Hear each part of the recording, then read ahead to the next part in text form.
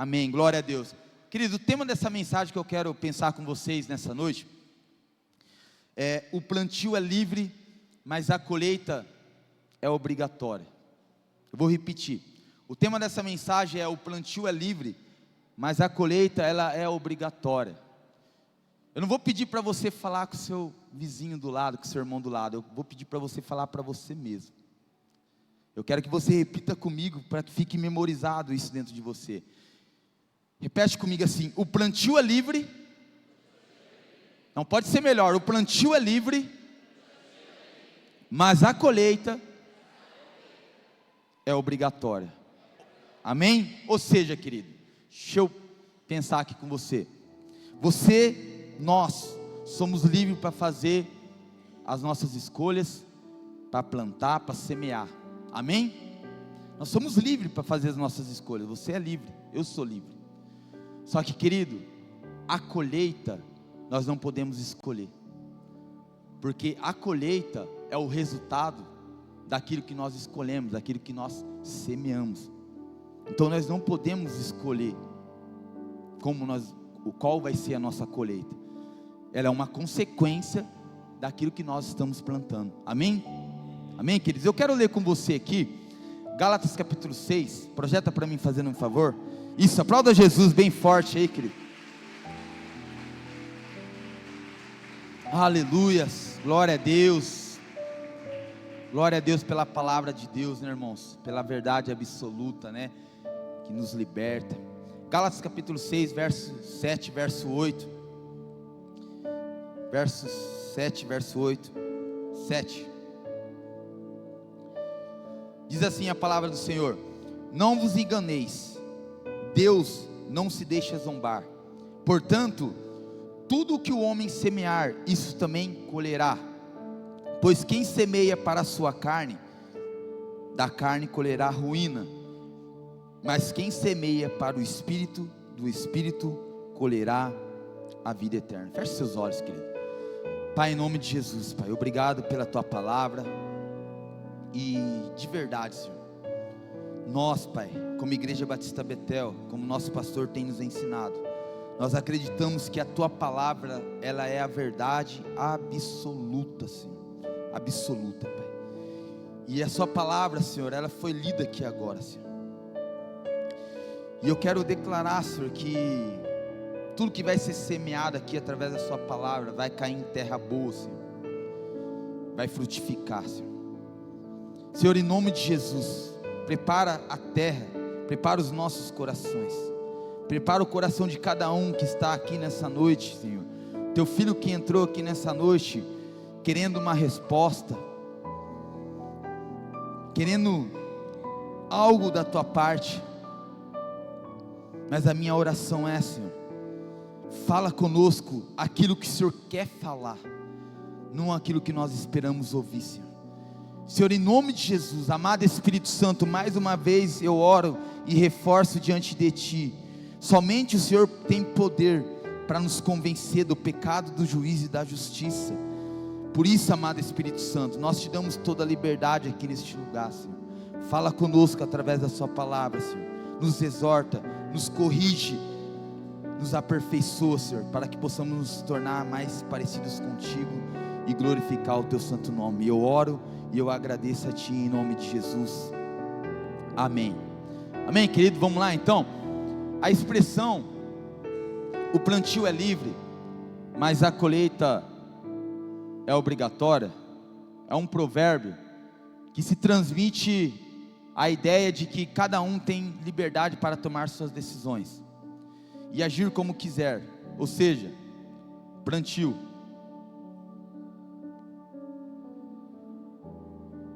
é um conceito que pode ser aplicado em diversas áreas, desde a vida pessoal, profissional, até moral e principalmente espiritual.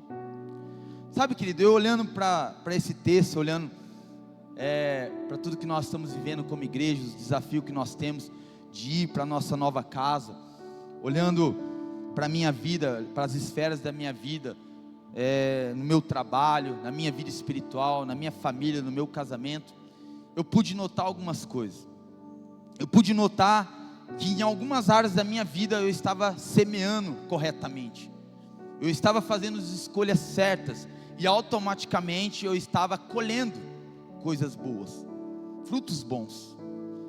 Mas também não posso deixar de falar que em algumas áreas da minha vida, eu fazendo uma avaliação, eu pude perceber que em algumas áreas da minha vida eu não estava fazendo semeando corretamente. E por isso que em algumas áreas da minha vida não estava dando certo. Eu não estava tendo uma colheita que eu esperava. Lembra que eu falei? Semear é livre, o plantio é livre, mas a colheita, ela é obrigatória, ela é resultado daquilo que nós semeamos, daquilo que nós estamos plantando.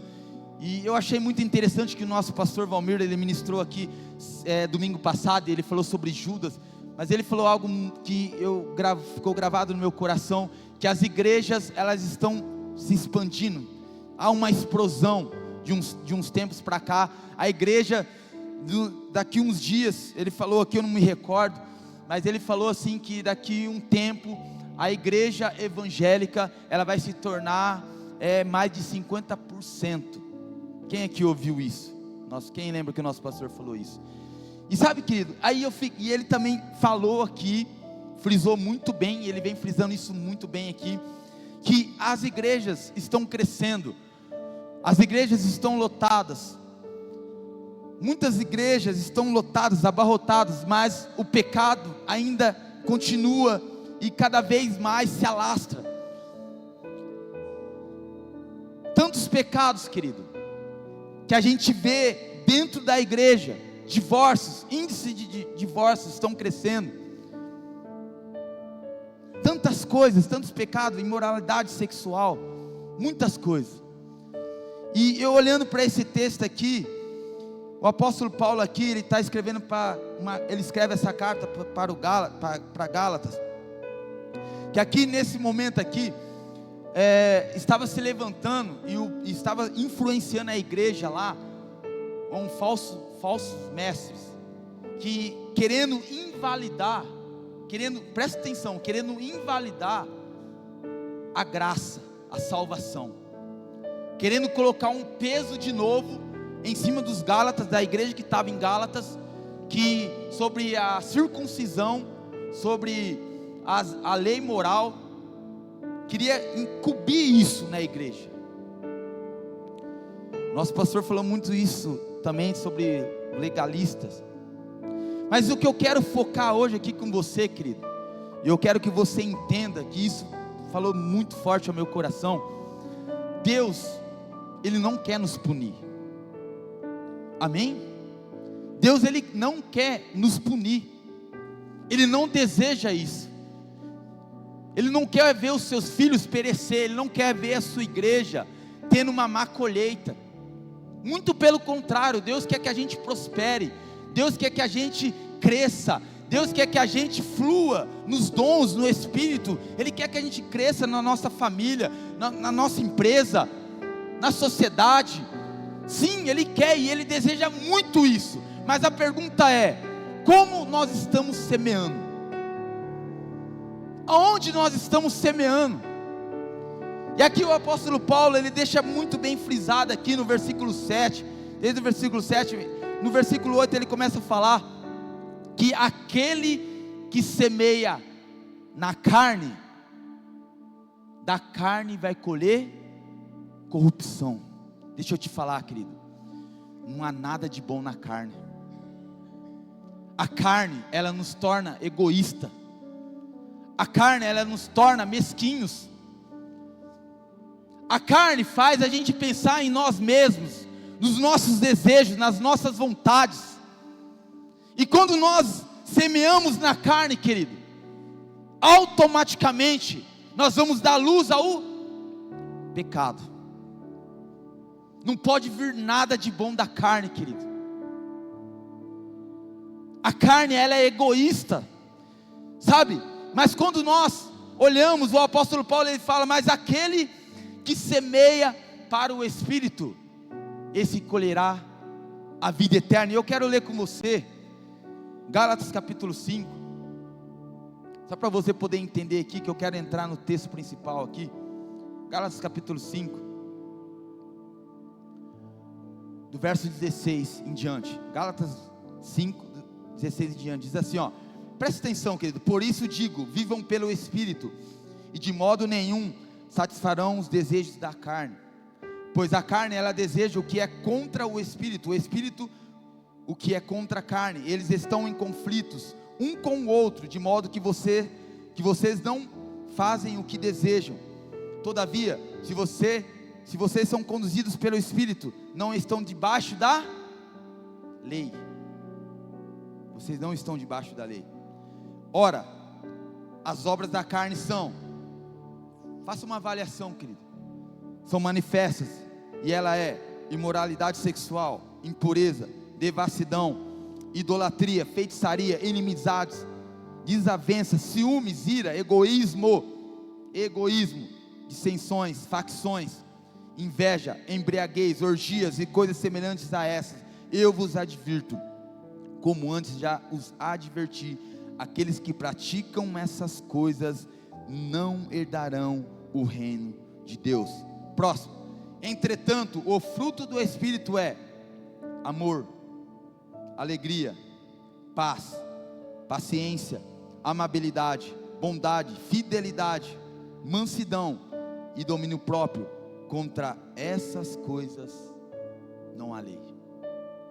Sabe, querido, isso aqui fez assim eu olhar, e depois que eu compartilhei com os jovens, eu comecei a se aprofundar mais, eu comecei a estudar, hoje mesmo, ontem eu fiquei até 3 horas da manhã estudando, querido, lendo, estudando. Saí daqui do resenha aqui, estava com a galera aqui, saí, fui para minha casa, estudando, lendo, e Deus começou a falar tantas coisas ao meu coração, Deus começou a acrescentar tantas coisas, através da palavra dele, e é maravilhoso, irmãos, porque tinha coisas que eu não estava conseguindo entender. Querido, nós vivemos na graça, mas a pergunta é, será que nós estamos desfrutando da graça? Será que nós estamos desfrutando do amor? Aonde nós estamos semeando? Qual tem sido a sua colheita? Qual tem sido os resultados que você tem obtido durante um mês, durante um ano? Qual tem sido a sua colheita? Aquilo que você tem colhido é aquilo que você deseja? E o melhor, querido, uma das coisas a principal coisa que o Senhor falou comigo, que eu frisei muito aqui de manhã no culto dos jovens também, que não tem só a ver com você. Ou seja, quando nós fazemos más escolhas, quando a gente semeamos em lugares ruins, em terras ruins, e quando a colheita chega, uma colheita ruim, não só você e eu vamos sofrer, mas as pessoas que estão em nossa volta vão sofrer também. Vão sofrer também, querido. Quantas escolhas erradas que a gente às vezes acaba fazendo, e a nossa família inteira acaba perecendo por escolhas erradas, por semear em lugares, em terras que não são boas. Sabe por quê? Porque nós nos tornamos egoístas. Não é o que eu quero, é o meu prazer, é a minha vontade. Eu estou pouco me lixando para os meus filhos, eu estou pouco me lixando para o meu pai, para a minha mãe, se eu vou obedecer, se eu não vou obedecer, eu vou tomar essa decisão. A carne, ela está gritando mais alto, e a colheita, ela é inevitável, ela chega, uma hora a conta chega. E uma das coisas aqui que o apóstolo Paulo, ele fala no versículo 7, que nós começamos a ler, ele fala assim, de Deus ninguém zomba. O principal motivo, querido, a principal assim, às vezes, que eu fico imaginando, é pensar que nós podemos esconder isso de Deus. Talvez nós podemos até esconder por um período do nosso pastor, do seu pai, da sua mãe, dos seus filhos, dos seus entes queridos, mas uma hora a fatura chega. E chega, querido, quando a gente menos percebe e está preparado. Já viu aquela pessoa que tem um limite bom no cartão? É bom, né, irmãos? Você vai para o shopping, vai e sai comprando. Sai comprando e compra. E alguns até brincam ainda, né? Falam assim, depois a gente vê o que faz. E aí quando a fatura chega, quando a colheita chega, essa pessoa se desespera. E ao invés de procurar em Deus reconciliação, se arrepender, ela vai cavando mais profundo ainda. A intenção dessa pregação aqui hoje, querido, não é trazer uma palavra de punição. Não é nada disso. Porque Deus, querido, o principal motivo de Deus não é nos punir, mas Deus, Ele quer nos disciplinar. Há uma grande diferença entre a punição e a disciplina. Hebreus capítulo 3, projeta para mim. Hebreus capítulo 3, capítulo 12, 12, do verso 6 em diante. Diz assim, pois o Senhor disciplina a quem ama e castiga todo aquele a quem aceita como filho. Perseveram na disciplina, Deus os trata como filhos. Ora, que filho não é disciplinado pelo pai? Todavia, se vocês ficarem sem disciplina, da qual todos se tornaram participantes, então vocês são bastardos, não filhos. Além disso, tínhamos pais humanos que nos disciplinavam, e nós os respeitávamos. Quanto mais devemos submeter-nos ao Pai espiritual, para assim vivermos. Quem aqui é pai aqui? Querido, se você vê, eu sei que você já ouviu muito isso aqui, em cima desse púlpito, mas se você vê o seu filho caminhando para um precipício, o que você vai fazer? Você vai deixar? É claro que não, só se você for um louco. Porque o pai que ama, quando vê o seu filho à beira do precipício, fazendo más escolhas, semeando em terrenos ruins, Deus, Ele disciplina. E a disciplina, querido, eu marquei aqui, a disciplina é um processo educativo para corrigir e guiar. Louco já? A disciplina é um processo educativo para corrigir e guiar, enquanto a punição é uma consequência por uma transgressão. A disciplina bíblica busca o aperfeiçoamento, a restauração e o crescimento espiritual, enquanto a punição pode ser uma consequência mais severa, como objetivo de justiça, reparação do dano causado pelo pecado. Projeta para mim Gênesis capítulo 4, eu já vou entrar aqui. Gênesis capítulo 4, verso 3 em diante. Eu quero contar aqui a história aqui, eu quero pensar com vocês sobre dois personagens muito conhecidos na palavra de Deus, sobre Abel e Caim, muito conhecido. Eu quero pensar algo aqui com você que Deus falou no meu coração, e eu vou ser muito bem objetivo aqui, para que você entenda. Meu tempo está curto, eu quero já caminhar aqui, tinha outras coisas que eu ia falar, mas não vai dar tempo. Mas Gênesis capítulo 4, verso 3 diz assim, passando algum tempo, presta atenção nesse texto, querido. Passando algum tempo, Caim entregou ao Senhor uma oferta dos frutos da terra. Abel também trouxe as primeiras crias do seu rebanho, com as partes gordas. O Senhor olhou com agrado para Abel e a sua oferta, mas não para Caim e a oferta deste, por isso a ira de Caim se acendeu, e o seu semblante desfaleceu. Para aqui. Sabe, querido, uma das coisas que eu tenho ouvido muito, e essa parte que falou muito ao meu coração também, que Deus, presta atenção, Deus não é igual ao homem. Deus, Ele não é igual ao homem, querido. Deus, Ele não aceita a tua oferta sem Ele te aceitar primeiro. Foi muito bem claro aqui. Deus ele pega e olha para a oferta de Abel e ele fala assim, em outras traduções, ele aceitou, primeiro fala assim, ele aceitou Abel e a sua oferta. Primeiro ele aceitou Abel, para depois aceitar a sua oferta. E automaticamente Caim, ele rejeitou Caim, e depois rejeitou a sua oferta. Deus não é igual aos homens, querido. Deus não é igual aos homens. Eu posso muito bem, às vezes, aceitar uma oferta do Lucão. Lucão, vai ofertar na minha vida? Amém, glória a Deus. Eu posso aceitar a oferta do Lucão sem aceitar ele. Às vezes a gente faz muito isso, querido. Mas Deus não. Deus ele nunca vai aceitar uma oferta sua. E aí eu estou falando, a tua adoração. Será que Deus está aceitando a sua adoração?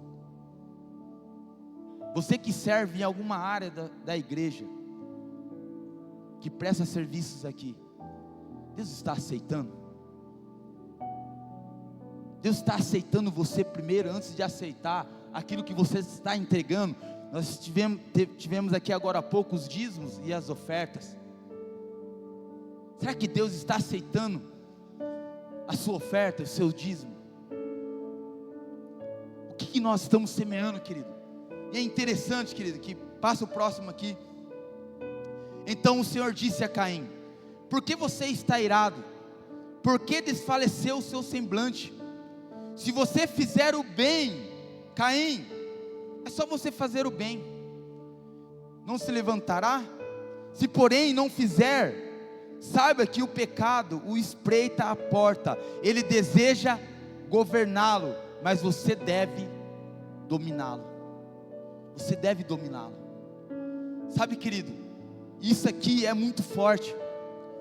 É interessante que quando Deus ele aceita, presta atenção nisso. Deus ele aceita a oferta de Abel e Abel. Deus ele não volta para elogiar Abel. Olha, Abel, parabéns, Abel, pela sua oferta. Parabéns por você, pelo seu coração. Eu consigo ver, eu consigo achar em você uma verdadeira adoração. Parabéns. Deus ele não faz isso. Mas Deus ele volta para tentar consertar Caim. E ele fala assim: Caim, por que você está irado, Caim? Por que o seu semblante está caído? Será que se você não fizer o certo, eu também não vou aceitar a sua oferta? Eu não vou aceitar você? Querido, presta atenção. O desejo de Deus, querido, independente do nosso pecado, independente se você caiu em alguma área, independente do que está acontecendo na sua vida, o desejo de Deus é sempre nos reconciliar. A misericórdia de Deus, ela dura para sempre. A graça de Deus é nos alcançar, é nos tirar desse lamaçal, é nos tirar do pecado. Não é por obras, querido, não é por obras. Se fosse assim, por que então que Jesus teria que morrer na cruz? Se tivesse uma outra forma, se tivesse uma outra maneira. E Deus, ele sempre dá o primeiro passo. E ele chega até Caim e fala: Caim, é só você semear corretamente. Começa a fazer um plantio bom. Começa a fazer as escolhas certas, Caim. Que certamente eu vou te aceitar. Eu vou aceitar a sua oferta, os seus serviços prestados. Mas na verdade, querido, às vezes nós estamos se tornando tão mesquinho, tão egoísta, que a gente não consegue ver o quanto a gente está semeando na carne. E a gente, querido, esquece de olhar ao nosso redor e entender que nós como igreja, nós como reino de Deus, nós estamos aqui para abençoar essa cidade, nós estamos aqui para abençoar onde nós pisarmos, querido. As pessoas que estão em nossa volta, essas pessoas têm que beber da nossa água. Essas pessoas têm que ser abençoadas também através do nosso estilo de vida. Como que as pessoas estão nos olhando? Não vai dar tempo aqui de eu falar. Eu tive uma experiência essa semana, uma pessoa, eu ouvi muito claro a voz de Deus. Essa pessoa estava indo para se matar, querido.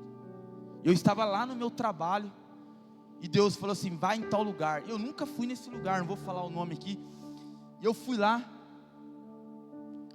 resumindo aqui, fui lá nesse lugar. E quando eu cheguei lá, estava essa pessoa. E quando essa pessoa me viu, ela baixou a cabeça. E eu fiquei quieto também. E comecei a conversar ali, sem saber. Falei, e agora? E na hora que eu estava para ir embora, para montar na moto, o Espírito Santo falou tão claro comigo, falou assim: vai lá e pergunta como ele está, essa pessoa. Eu desci da minha moto, fui lá, na hora que eu fiz essa pergunta para ele, ele desmanchou, querido, tinha muita gente ali. Eu peguei ele, levei para um lugar onde só estava nós dois lá. Ele começou a desabafar. Sabe, querido, o reino de Deus consiste nisso. Só que às vezes nós estamos muito ocupados demais com os nossos afazeres, nos tornamos pessoas egoístas. E o reino de Deus não consiste em conquistas, querido. Você não é celebrado por Deus pelas suas conquistas, mas nós somos celebrados por Deus por aquilo que nós estamos renunciando, para que o nome dele seja glorificado.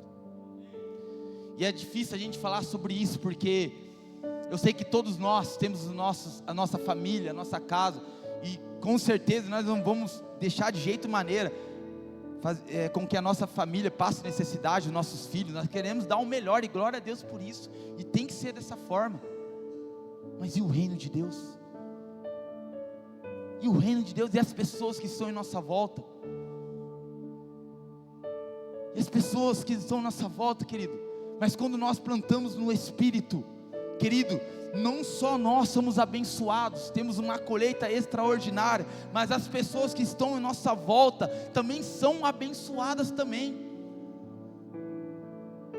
Então por que nós não podemos fazer o certo?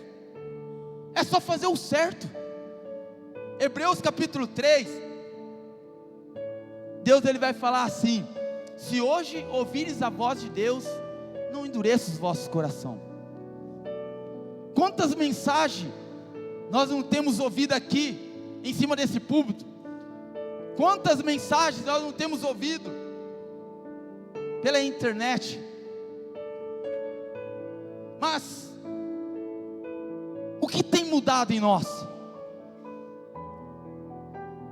O que nós estamos semeando? O que nós estamos plantando? Eu quero caminhar aqui.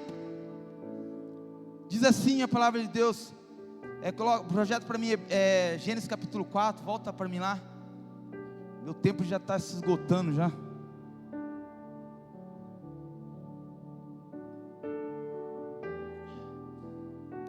Mas antes de ler aqui, eu só quero falar uma coisa, querido.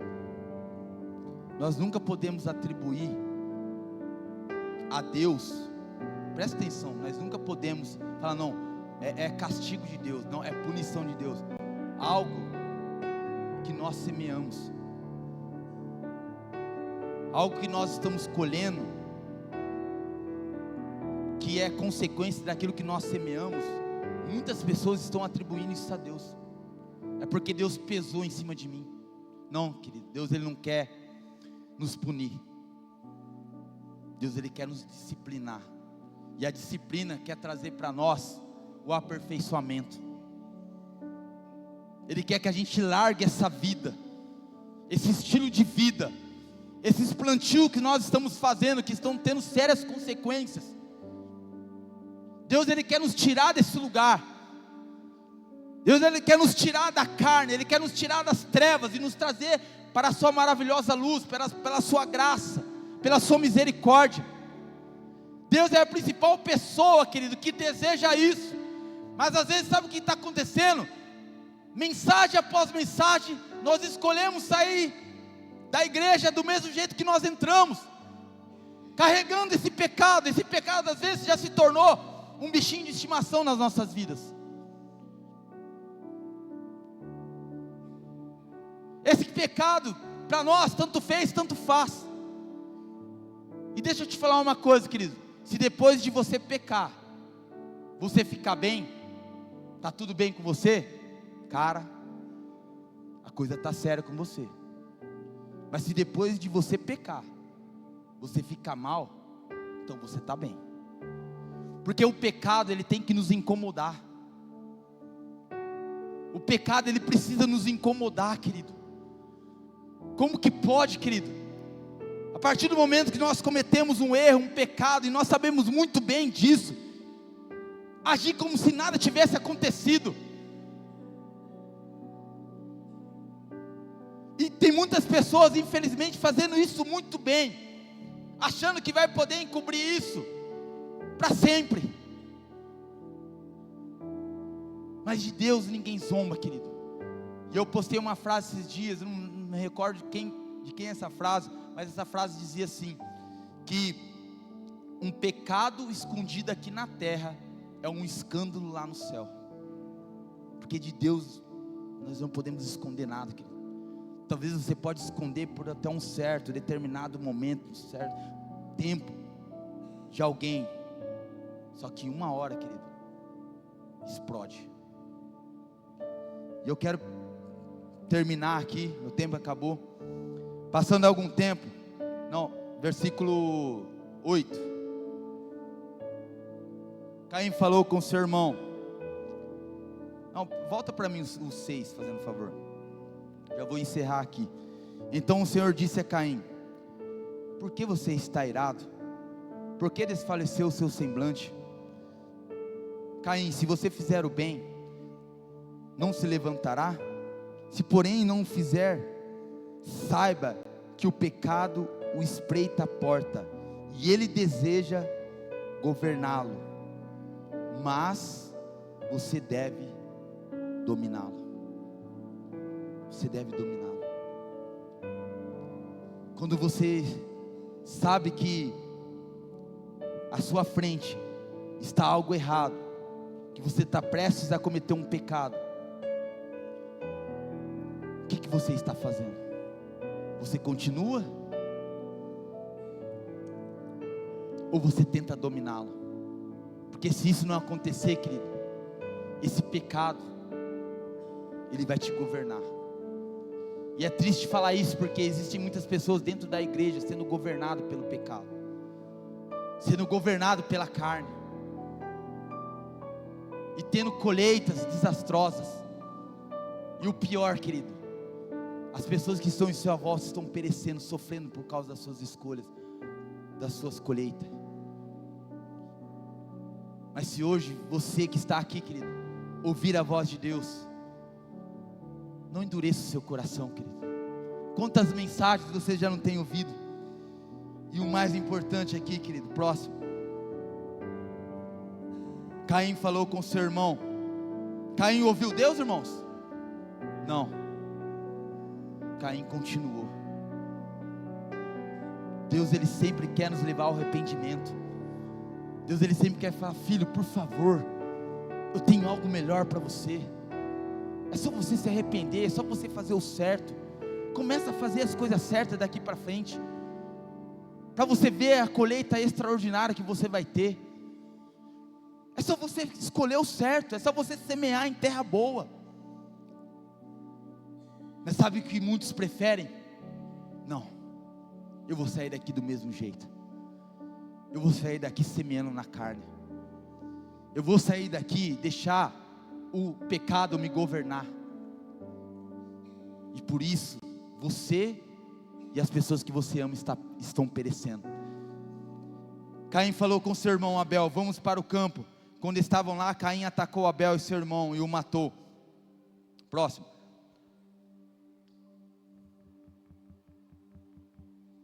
Então o Senhor perguntou a Caim: onde está Abel, seu irmão? E ele respondeu: não sei. Sou eu quem deve guardar o meu irmão? Próximo. E o Senhor disse: o que foi que você fez, Caim? O sangue do seu irmão clama da terra até o céu, até a mim.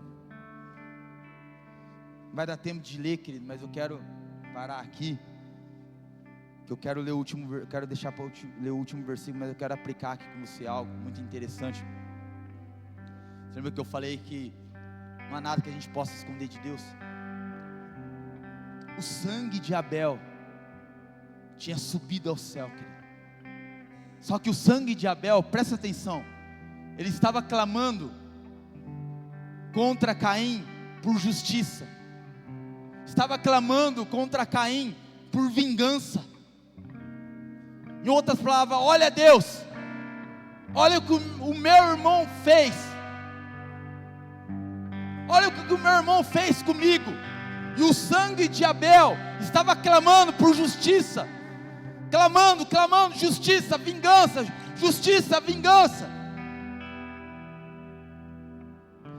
Mas em Hebreus capítulo 12, verso 24, projeta para mim. Vai dar tempo da gente ler inteiro, então projeta só o 24, 12, 24.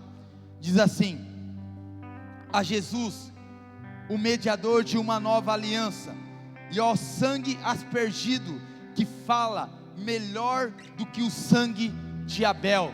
Ou seja, querido, deixa eu falar uma coisa para você. Enquanto o sangue de Abel subiu ao céu clamando por justiça, vingança, agora existe o sangue da nova aliança. E esse sangue que é de Jesus Cristo, que foi derramado na cruz do Calvário, por mim e por você, ele não clama por vingança, por justiça, por punição, por causa do seu pecado. Não, muito pelo contrário, esse sangue clama por misericórdia, esse sangue clama por graça sobre as nossas vidas. Então, querido, o que Deus quer fazer aqui nessa noite, é tirar você desse pecado, é tirar você desse lamaçal, e trazer você para a graça dEle, para a misericórdia dEle, para que eu e você possamos desfrutar disso, e começar a ter resultados diferentes, a ter colheitas extraordinárias, que vão resbalar, que vão nos abençoar, e vão resbalar em todas as pessoas que estão em nossa volta. Mas a pergunta é: você vai deixar esse pecado te governar? Você vai sair deste lugar do mesmo jeito que você entrou? Ou talvez hoje pode se tornar um ponto de partida na sua vida para algo extraordinário, para uma colheita extraordinária na sua vida? Não, você vai falar: não, daqui para frente eu vou fazer novas escolhas, escolhas certas, escolhas no Espírito, eu vou semear, eu vou plantar no Espírito.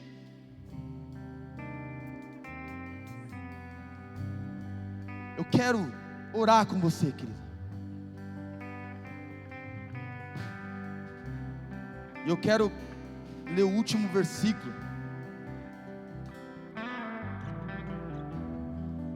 Provérbios capítulo 28, verso 13. Todo mundo sabe decor esse texto aqui. Todo mundo sabe decor, é um dos textos muito pronunciados, muito falado. Mas, infelizmente, pouco vivido. Quem esconde seus pecados não prospera, mas quem os confessa e abandona. Não é só confessar, precisamos abandonar, encontra misericórdia. Sabe, querido, eu não sei o jeito que você chegou aqui, eu não sei como tem sido os seus dias, e essa palavra que eu trouxe aqui, que Deus falou no meu coração, não é para trazer você, falar a punição, não é nada disso. E Deus, o fim de Deus não é nada disso, não é punido, não é nos punir. Na verdade, Deus, Ele nos livra da punição, da condenação, que era o inferno. Nós estávamos condenados, nós sabemos a história, nós já conhecemos a história. Mas por que então que a gente não escolhe a melhor parte? Por que não fazer aquilo que agrada a Deus? Por que não começar a semear no Espírito? Por que não sair daqui hoje decidido, tomando a decisão certa? Não, hoje começa um novo ciclo na minha vida. Mas você lembra que eu li Gálatas capítulo 5, a carne, ela luta contra o Espírito. Da mesma forma que Deus está falando no seu coração, você está sentindo queimar, o Espírito Santo está falando: você, filho, se livra, eu quero te trazer liberdade, eu quero tirar você desse pecado. Mas por outro lado, a carne está gritando dentro de você: não, continua, vão me ver, eu não vou me expor. E aí entra o orgulho, a prepotência, o egoísmo. Porque se de fato, querido, se de fato você ama os seus entes queridos, eu creio que nós temos que fazer a escolha certa. Se nós queremos que a nossa casa, se nós queremos que as nossas vidas, nossos filhos, nossa empresa prospere, seja abençoada, precisamos fazer uma escolha, querido. E essa escolha vai nos levar a ter muita coragem. Muita coragem.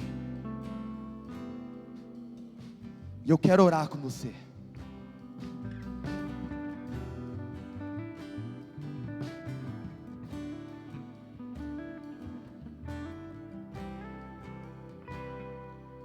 O pecado você escolhe.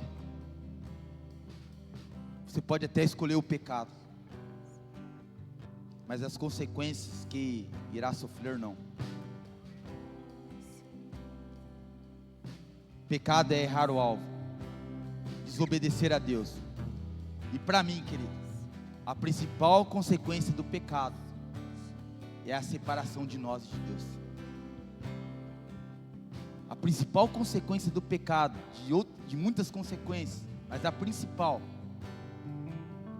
é a separação de nós e de Deus. Isaías capítulo 59, verso 2 em diante vai falar sobre isso.